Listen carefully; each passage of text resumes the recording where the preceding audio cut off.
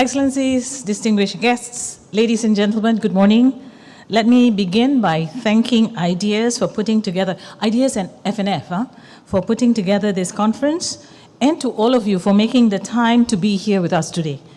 It's always a pleasure to be in a room filled with friends, some of whom have worked long in this area, sharing opinions and contributing to the strengthening of regional cooperation, encouraging meaningful dialogue and collaboration. I'd like to share 3 points with you. First, some historical context. Second, the changing and challenging trade and investment landscape. And third, some points to ponder in the course of our journey to ASEAN 2045. As Malaysia takes over the reins as ASEAN chair, I want to take a moment to remind us that it was Tunku Abdul Rahman, our first Prime Minister, who proposed the idea of closer cooperation among countries of Southeast Asia in the economic, social, cultural, and other spheres. It is thus appropriate that Ideas leads this ASEAN conversation today, given that Ideas' values are premised on those of Tunku's. Tunku shared his idea of ASA, the Association of Southeast Asia, with President Garcia of the Philippines, and then took it forward at the end of October 1959 by writing to leaders of then Burma, Cambodia, Indonesia, Laos, and the Philippines, Thailand, and Vietnam, outlining his raison d'etre of the proposal and inviting their reactions and feedback. ASA was formed in 1961, which then led to the formation of ASEAN in 1967. Tunku's contributions to ASEAN were not limited to its formation. He also played a significant role in promoting peace, stability, and development in the region. His leadership and vision helped lay the foundation for the cohesive ASEAN we see today. The point of this narration? It informs us of the process, the engagement, the tireless personal reaching out to counterparts at the highest levels. It informs us of Tunku's leadership and foresight, ergo the role that Malaysia played in regional economic integration.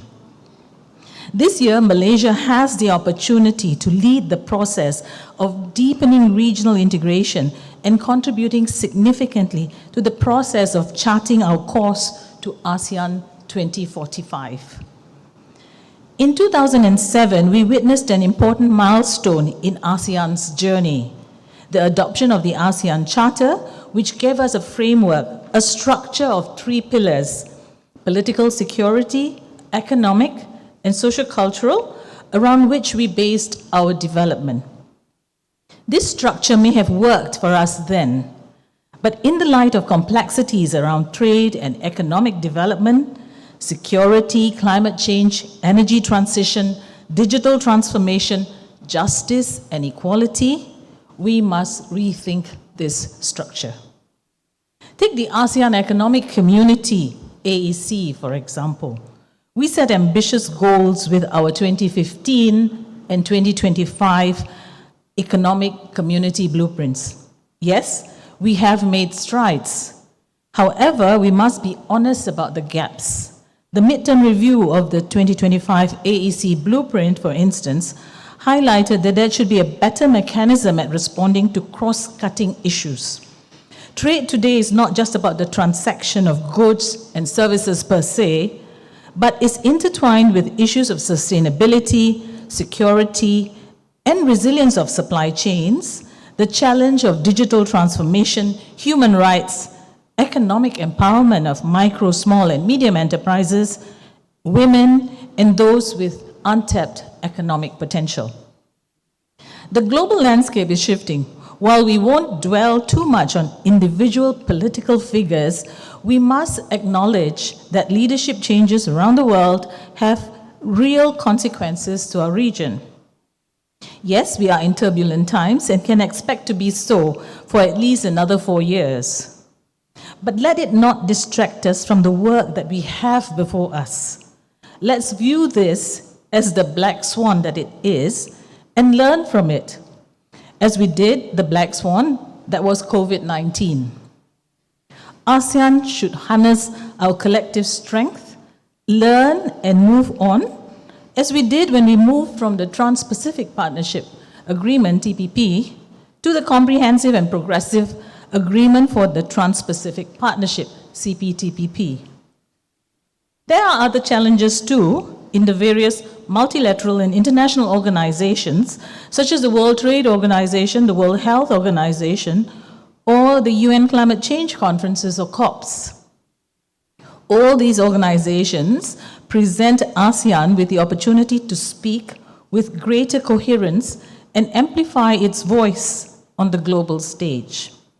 Likewise, in organizations where there are a good number of ASEAN member states participating, such as in APEC, ASEAN has the opportunity to set and contribute significantly to the agenda, focusing on consolidating and coordinating a cohesive middle power response, a collective middle power response to global challenges.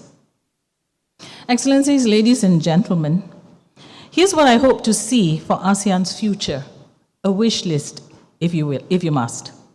1, humane economic policies that redefine success beyond GDP.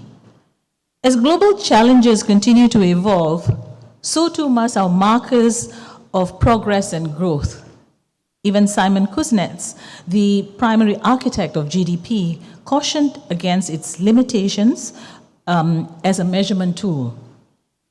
Given Prime Minister Anwar Ibrahim's advocacy for humane economics, this year presents a good opportunity for Malaysia to define and champion this approach on a regional scale. 2, a new form of stakeholder capitalism for ASEAN that embraces inclusivity, empowering women, and elevating the voices of our youth. Too often, economic models prioritize narrow objectives without considering their broader impact. But it should instead recognize the interconnection with the well-being of people and the planet. By keeping these considerations in mind, we can ensure a just transition towards sustainable economies while balancing economic growth with long-term social and environmental priorities. 3, we need to strengthen ASEAN's think tank network to bridge Track 1 and Track 2 dialogue. Good policy doesn't happen in a vacuum. Dialogue and feedback mechanisms are critical for making sure that policies introduced work on the ground.